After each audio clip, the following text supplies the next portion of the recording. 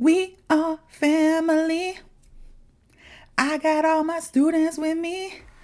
All right, so I didn't know how to start the podcast, so I did that. Hopefully, your ears did not bleed. But welcome to the first ever Tea with Carley podcast. I am your host, Carley, aka Teacher Carley, aka Mom, aka Wife, aka fill in the blank here, whatever. Now, before we get into this podcast, let me just tell you a little bit about how I got here. So, I realized a few years back that there wasn't really a lot of materials for like people who want to speak like a native, people, ESL students who have already learned a lot of things. So, they're pretty much fluent, but yet when they speak with natives, they still feel like they aren't fluent. And that is because native English speakers, especially Americans, we have so many different types of idioms and slangs and phrases that we use every day. And if you don't know those, or if you're not familiar with them, it can still seem like you don't know how to speak English, even though you are quote unquote considered fluent to everyone else. So when I realized that, I was like, this is like an actual need. And it wasn't just me. I work with Tiffany from the Speak English with Tiffany Academy, and she's an amazing teacher. She's also here on YouTube, millions of followers, amazing. Speak English with Tiffany. But I work with her, and we kind of both had the realization like, there's something here. There's something here, and we decided, she decided first and foremost, totally her, to open up an academy for people who want to speak like a native. And of course, I was on board from day one, and I was able to meet a lot of students from the academy that I wanted to help more. I knew that they could learn so much, especially being in the academy, watching Tiffany on YouTube. But I had a few students ask me to start my own channel. And then I also had students from when I was a teacher in classroom settings in Korea that also wanted me to start a YouTube channel. And it was like 10 years worth of people asking me, hey, Carley, please start a YouTube channel. And me saying, no, I'm too shy. But eventually I was like, you know what? I have to put my own feelings aside. Yeah, I'm still a little shy sometimes on the camera. I try not to let it show, but I do get insecure and, I'm a little shy sometimes in front of the camera. But for the most part, I've overcome that, and I just want to help. Honestly, I know that this is a need for a lot of people because people want to move abroad. They want to immigrate to America, or maybe they just, want to work for an American company and they don't want to feel like they're left out. They don't want to feel like, man, I've studied English for 20 years and I still don't understand it. So that's where my channel, FasciNATIVE English, comes into play. And that's kind of where I got here to this podcast. Now, this podcast is called Tea with Carley. Tea with Carley. Tea is actually a slang and a play on words because when somebody says, give me the tea like that, it means that they want to know the drama. They want to know what's going on in your life. They want to know what's up. They want the tea. They want the story. They want the whole story. Now, on my channel, I try to teach idioms and slang, phrases, abbreviations, expressions, proverbs. Like, I teach a lot of different things. And I usually teach it by telling a short story. However, the stories are not so short sometimes, but I try to teach through storytelling because I have been teaching most of my life now, and I have realized, stories are a good way for people to remember the vocabulary, the idiom or the phrase or the slang that they are going over, because they remember the story and then that helps them remember the vocabulary word.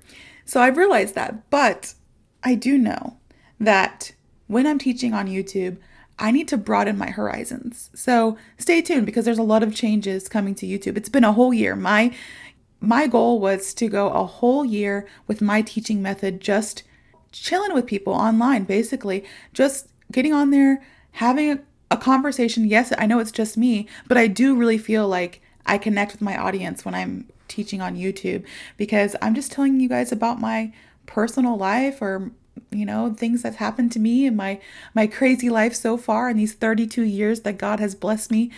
So yeah, I feel like you guys are my family, but I do know that there's so much more I can do, and I'm really going to make changes and broaden my horizons this year or the next couple years, and continue to keep growing and learning from my mistakes or from other people, here on YouTube. But a podcast was one of the things that I thought, this is going to be me. This is going to be where, if my students or my viewers or whoever you are out there, if you want a glimpse into Carley's life, you're going to come and listen to my podcast. I'm going to start separating slowly but surely, separating my YouTube channel and, the videos that I post on YouTube where I teach, separating them from the podcast, because this podcast is going to be a space where we can all just chill. It's a solo podcast. So yeah, it's literally just me right now. I might have people come on every now and then.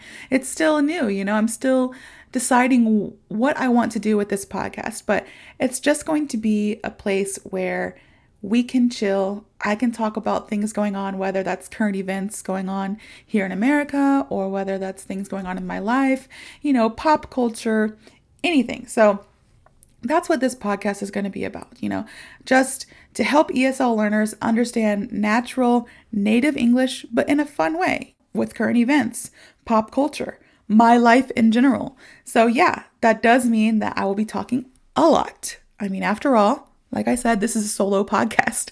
However, that also means that if you follow FasciNATIVE English on YouTube, you're in for some big changes. And, I'm just going to leave it at that for now because, ooh, the suspense. But let's just say that this podcast is going to be a safe space, a space for me to just talk to you all. Whether you are an ESL learner or not, I believe this podcast can be enjoyed by everyone. All right. So one fun thing that I've been wanting to do, and I didn't know how to do it, I wanted to do something called On This Day. And when I was trying to record my regular YouTube videos, my content for YouTube, I was like, there's no way, like YouTube Shorts, maybe it'll be like popular, but also YouTube, like my long form, my evergreen content on YouTube, I don't feel like this is going to be watched or it's going to be enjoyed. But fun fact about me, I actually like history. I really enjoyed history a lot. I was actually thinking of being a history major. Then I was like, let me be a history minor. Then I was like, let me change it this, that, and another. But I enjoy history. So I wanted to do a segment called On This Day. And I wanted it to be all about like things that happened on this day. On this day in history, this happened. On this day in history, this, and this happened. Just because I love fun facts. And if you watch my YouTube video, like my regular long form videos, you'll see that I added a segment called History with Carley. And we talk about the history of the slang or the idiom that we go over. And I really think it's fun because, a lot of times we say things or we do things and we don't even know how it came about. We don't even know who started it. Like, why do we say the things that we say, or why do we do the things that we do? Who started it all? So I love learning fun facts. And so on this day, June 5th, the most amazing thing ever happened in 1992. I was born. That was just a joke. But no, seriously, I was born June 5th, 1992. So I guess that was a pretty cool thing that happened on June 5th. But also, in 1956, Elvis Presley introduced his new single, Hound Dog, on the Milton Berle Show. And it scandalized the audience because he was just moving and swaying those hips, the famous Elvis Presley shake.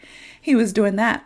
So that was in 1956. Fun fact, I grew up listening to Elvis Presley. My dad was still is a hardcore Elvis Presley fan. So I'm pretty sure, I'm confident to say that there is not an Elvis Presley song out there that I have not listened to and even probably memorized. I am also a huge Elvis Presley fan. So that happened. Also in 1968, switching from a high note to a rather sad note, the U.S. presidential candidate, Robert F. Kennedy, was assassinated in Los Angeles. So, when I think about my birthday, I'm like, wow, Elvis's Hound Dog, one of the best songs ever, came out. And then boom, Robert F. Kennedy was assassinated. So good and bad, pros and cons about my birthday, I guess you can say.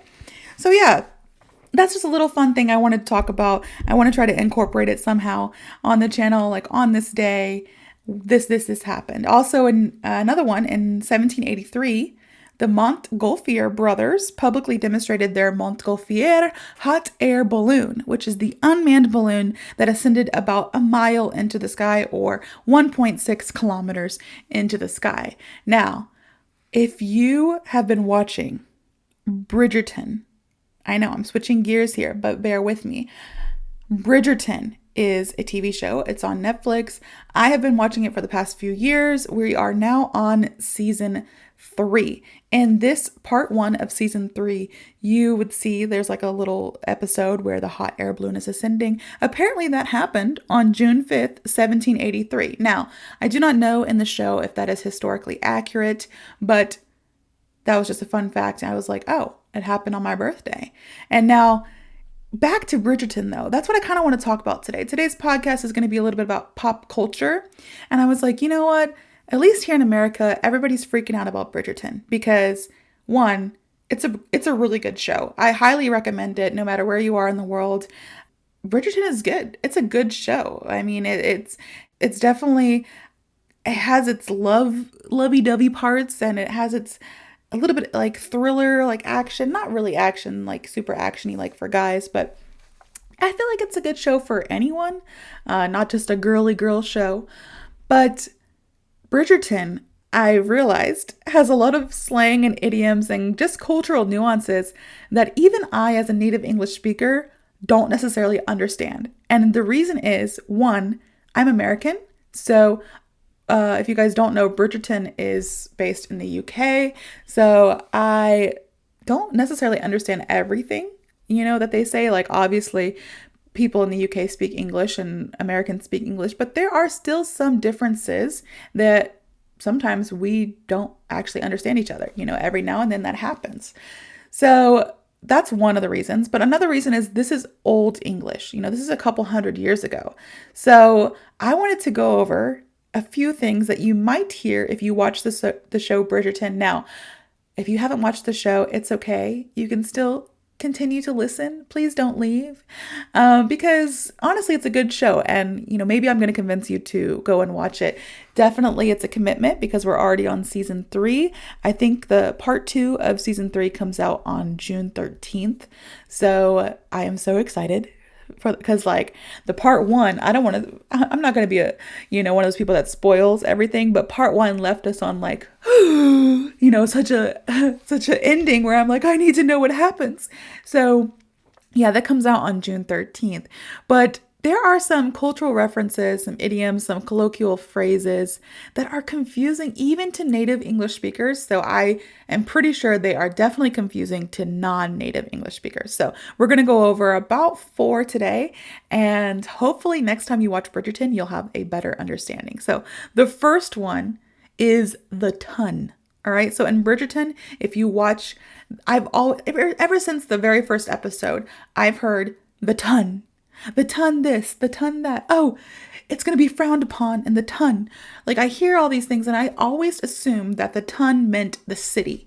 And that made sense to me, I'm not British and I speak American English. And also this is old English, so from a couple hundred years ago. And I just made the assumption that the ton meant the city, the people in the city, the ton.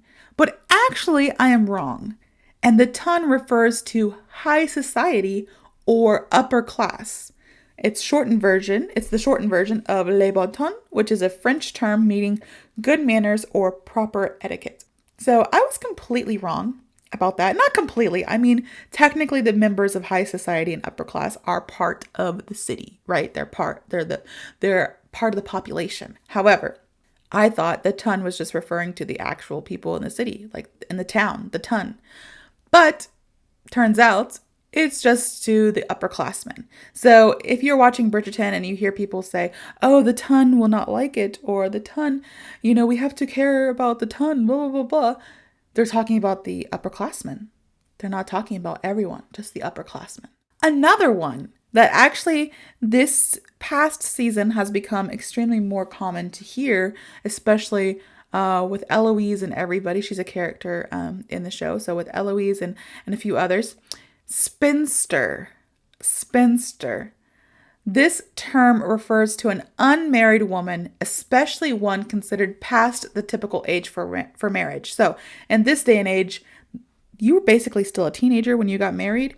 So if you were past, or a little bit up in your years, 18, 19, getting older, you were called a spinster. Now, when I first heard this term spinster, I didn't automatically realize that it meant somebody who is an unmarried woman. I thought it was somebody who is trying to go against the grain, which is an expression we use that just means doing their own thing, not following the crowd, not doing necessarily what society tells you to do or wants you to do, but just living your best life, doing whatever you want to do. I thought that's what a spinster meant. And I was like, you know what, Eloise, you go, girl, for doing your own thing. Women power, female power. You don't need a man, basically. But turns out spinster is just the term that refers to an unmarried woman, especially one who is kind of past the typical age for marriage. So even I learned that. So here I am. I'm not doing so good so far, right? Because the ton, I didn't really know what that means. I was wrong. Spinster kind of had an idea, also was wrong, technically wrong, even though it still made sense. I was technically wrong.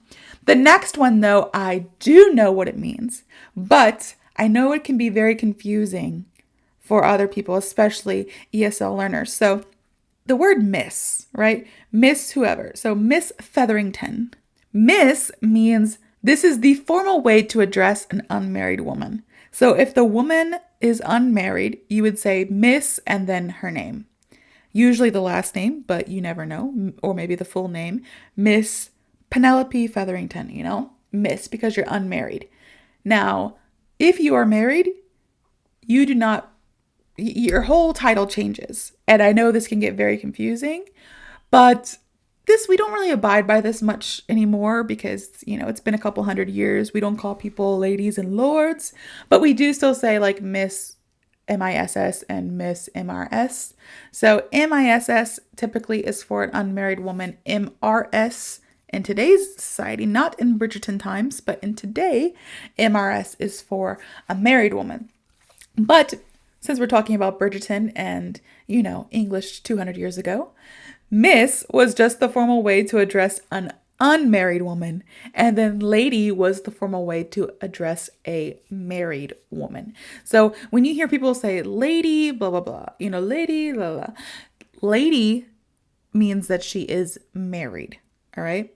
So if you are wondering, why are some people called lady in the show and why are some people called miss? Lady is what you put in front of their name. So it kind of becomes like their first name because you put lady and then you put their husband's last name. So lady, blah, blah, blah. So for my husband's last name is Tran. So I would be Lady Tran. And that's what you would call me. Lady Tran, the formal way to address a married woman. However, if I wasn't married, you would still call me Miss and then my maiden name. So that was just a few little things that I saw when I was watching Bridgerton, and I'm like, you know what? I don't even know what these mean. I am a native English speaker. I have been speaking English my entire life. However, I have no idea what these actually mean. I have kind of an idea. Miss and lady, I knew, but the ton, spinster, I didn't really know what they meant. I kind of just, made my own assumptions, which sometimes I'm right, sometimes I'm wrong. But yeah, that was our little pop culture segment of today's podcast. Now, before we leave today, I wanted to use this podcast as an opportunity to answer questions that you have. So whether you're one of my students or you're one of my viewers or both, you're a student and a viewer, I asked you guys for help and I asked to basically just ask me whatever you want. It doesn't necessarily have to be about English. It could be about English if you want, or it could be about American culture. It can be about different topics that we've discussed in previous videos. But I want to be an open book with you guys. I want you guys to be able to not see me as a teacher, I mean, obviously I'm a teacher, but I want you guys to see me as a friend or a family member. I want to be here for you through the thick and thin of it. I know you guys are on your English language journey, and I want to be there to support you throughout it. So I have a few questions that you guys have provided for me. So first, at Olympias Gonzalez says, "Hi teacher, I'm wondering how or when did you decide to teach English, and how did you meet teacher Tiffany?" All right, so a two-part question. So the first part of this question is, how or when did you decide to teach English? So this is actually a good story. I'm going to try to make it not so long because it is definitely a long story. But let's see. I was in middle school when I decided to kind of teach English. Well, maybe I didn't decide to teach English then, but I started tutoring English in middle school and high school to the exchange students at my school, at my high school. I went to a private school my entire life, and we had so many exchange students. And I realized that a lot of them needed help, especially with English, and they were really smart. Like, they had perfect grades in every other subject, but English was not their strong suit, not at all. So honestly, I just began tutoring them for volunteer hours. It's something that we needed at my school. In order to graduate and get your diploma, you had to have like 50 hours volunteering doing something. I think it was like 50, maybe it was like 150. I don't even remember. It was such a long time ago, but you had to have a certain amount of hours volunteering. So I was thinking of all the things I could do to volunteer, and I was like, you know what? Why not help my friends? Because I was friends with most of them, most of the exchange students there. So I used my volunteer time to tutor English.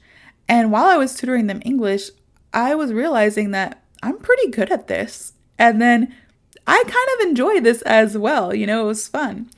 So I had it in the back of my mind that it wouldn't be so bad to be an English teacher. However, my mom was a teacher. My mom taught kindergarten. And I was like, being a teacher is hard. I've seen it, you put so much time and effort and money into being a teacher, and you don't get much back in return when it comes to like financially. You don't get much back in return. Especially here in America, teachers are severely underpaid for the most part. I'm not speaking for everyone, but especially for, public school teachers and stuff like that. So I was like, I don't know if I want to go down this road, because I've always dreamed of making a lot of money so I can go shopping and not have to care about what I spent. So I was like, maybe I could be a pilot. I was always interested in being a pilot, traveling the world. And I actually went to a university called Gulfstream Academy, and I applied there, and I was like, I'm going to be a pilot. The Gulfstream Academy is in Florida, and it's literally an academy for piloting. So I was like, I'm going to be a pilot. And then I realized you have to know math. Like, you have to be really good at math. And I was like, absolutely not. I cannot be a pilot. So then I started thinking, what do I want to do? I do want to travel the world. I want to see the world. So I became an international business major. And I am not joking when I tell you that lasted literally 2 days. After 2 days of being in my international business classes, I was like, I can't do this. I'm going to fail. My eyes are basically bleeding from all the things that I've read and do not understand. I can't do this. So I went and I had a conference with my guidance counselor at my university.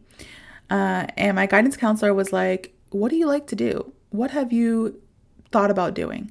And I'm like, well, I kind of like teaching English, but I haven't really thought about being an English teacher because I know it's not really great pay. And she was like, well, why don't you just become an English major for now? And there's many different things you can do. You can be a journalist, you can be an editor, you can be an author, the list goes on and on. So I was like, okay. And during this time, I was already dating a foreign exchange student from South Korea, and he had to go to the military. So he had to go to Korea to go to the military, and we actually got married, and I went with him to South Korea, and I taught English in South Korea while I was there. And I was like, you know what? No, this is what I want to do. I want to teach English. I fell in love with it. I had been neglecting it for so long because I knew financially the money just wasn't there. But sometimes you don't really do things for the money. You do it because you're passionate about it. And that's what I realized when I was living in South Korea, that I was passionate about teaching English. Now, this is where your first question kind of goes into your second part of your question, which is, how did I meet Teacher Tiffany? I met Teacher Tiffany while I was teaching English in South Korea, because I was not only teaching English in South Korea, I was also going to a university to learn Korean. Tiffany was there at that university learning Korean as well. Now, she was already in like level 4 or level 5 when I came to that university. I was in level 1. All right. So we didn't have class together or anything. But when you know that there's a fellow American there, you make the time to go and introduce yourself and say hi, because there was only, oh my goodness, 3, 4 maybe of us that were Americans at that time at the Korean Language Institute there at the university. So all the Americans, we knew each other. We were tight. We're like, okay, we got each other's back, you know? So that's how I met Tiffany. There was a couple other Americans there as well. But to be honest with you, Tiffany and I weren't super close because she was extremely busy. She was trying to learn Korean so that she can go and get her doctorate degree in Korea, which she did. But she had her own life and her own goals, and she was also teaching on the side as well. And so was I. You know, I was teaching. I literally was going to my university from, I think, 9 a.m. or maybe 8 a.m. to 3 p.m. And then I was working from 4 p.m. to 10 p.m. And then I would have to study and like do it all over again. So I don't know how I survived, but I did. We were just extremely busy. But a few years later, we actually reconnected on a flight back to America. So we were still living in Korea, both of us. We were doing our own thing. I had already had one of my children, and I was coming back to America, and we just happened to be on the same flight. And we were like, oh, wow, long time no see, because I was living in Suwon. I think Tiffany had moved to another part of Korea. We were no longer at the university. She had already graduated.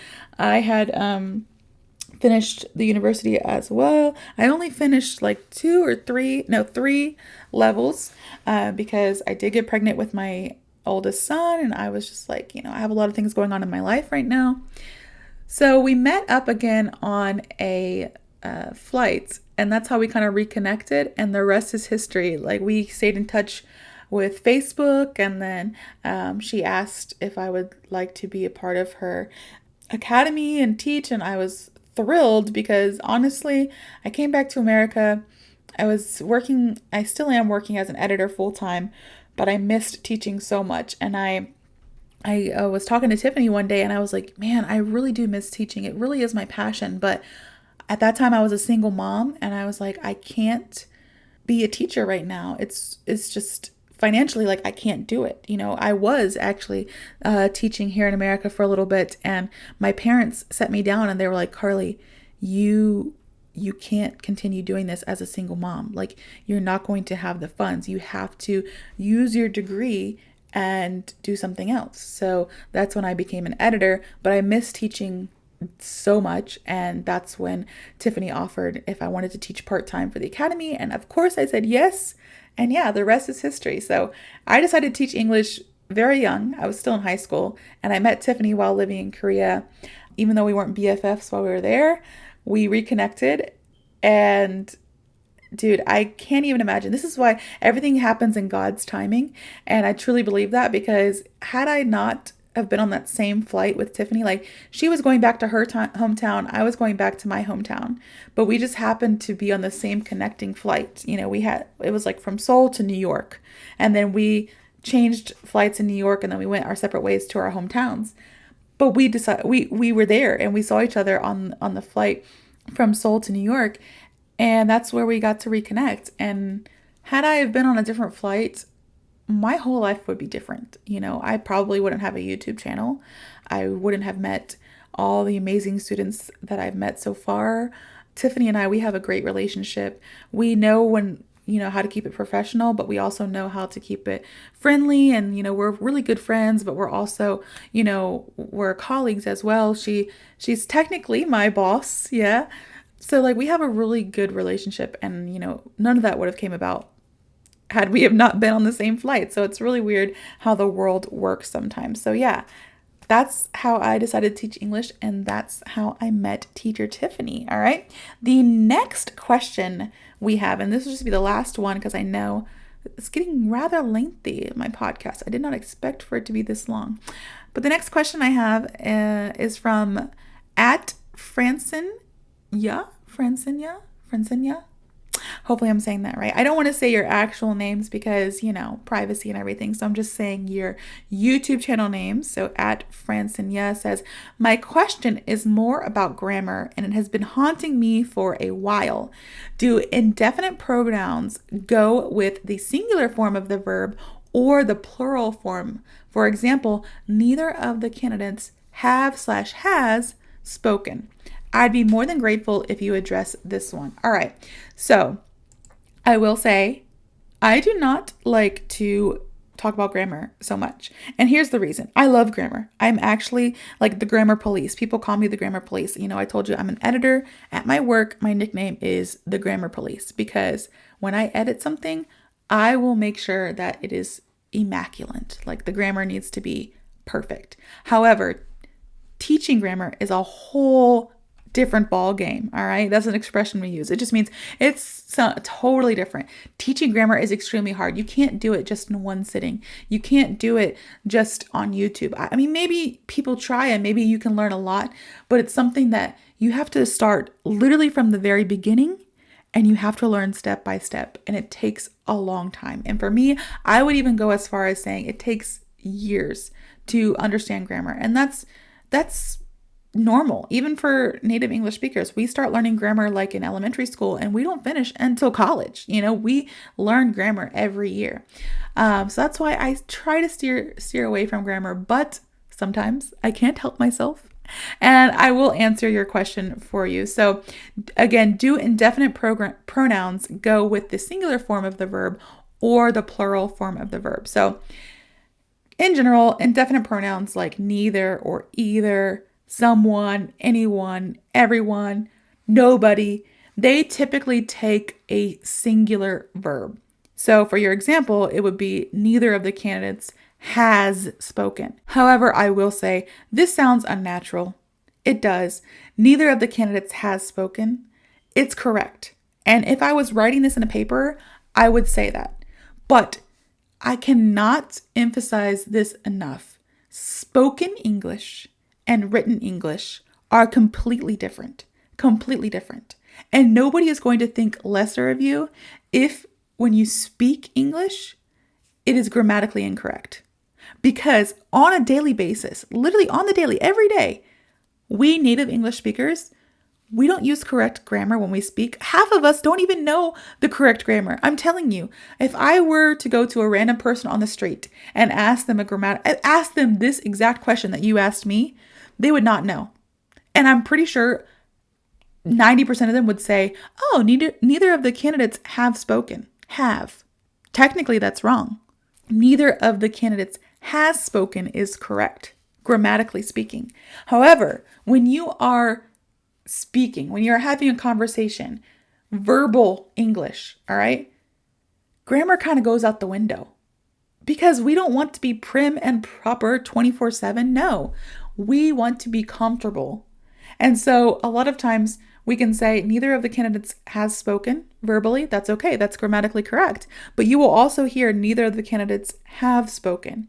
You will hear it as both ways. Now, again, answering your question, indefinite pronouns, someone, everyone, neither, either, nobody, anyone. They take a singular verb, which means, in this case, has. But again, and I know I'm saying it, I sound like a broken record player. I'm saying it one more time. Grammar is not as important when it comes to spoken English. So you can hear it as have, you can hear it as has. But to answer your question, has is the correct form. All right. So thank you guys for submitting your questions. I hope that every week I have new questions to go over with you guys because it could be anything, about anything you'd like. We're just going to, like I said, have fun on this podcast. So before we end and conclude this first ever Tea with Carley podcast, I want to end with a word of the day. So the word of the day today is going to be ephemeral. ephemeral, and that's Ephemeral. And the pronunciation is ephemeral. Ephemeral, all right? Again, that's Ephemeral. This just means lasting for a very short time. Lasting for a very short time. So if something is ephemeral, it's not long. It's very short. It's very quick. It doesn't last a long time. Maybe a few minutes, maybe a few hours, maybe a couple weeks. It's short.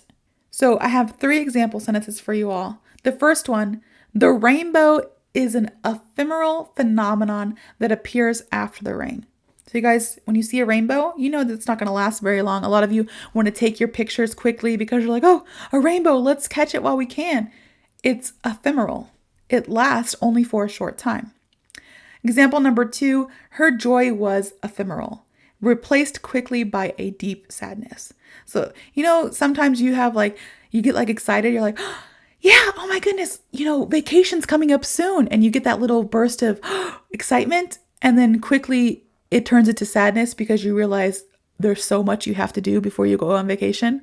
Maybe you have a lot of work you have to finish. Maybe you have to pack. Maybe you have to, get your passports ready. And you're like, oh. That little bit of joy was ephemeral. It was quick. It lasted only for a short time. Now, hopefully when you're on vacation, you'll find joy once more. But that little excitement, that little bit of joy was ephemeral. Now, example number 3, the success of the project was ephemeral, with results fading after a few months. So again, the success of the project was ephemeral, with results fading after a few months, which means their project, the success that they had in the project only lasted a short time. The results eventually faded after a few months, all right? So that is all for today, guys. I hoped you enjoyed the first ever Tea with Carley podcast, and I hope you stay tuned for more, not only podcasts, but also helpful videos here on YouTube that you will get from me, and that will just help you on your English speaking journey, all right, to help you speak English like a native. So if you enjoyed today's podcast and you haven't done so already, I encourage you to hit like, follow, and subscribe, but also please, please, please leave your questions for future episodes in the comments below. I will be sure to answer them in the next episode or the upcoming episodes that we have. That is all for now, and I hope to see you all on the next podcast.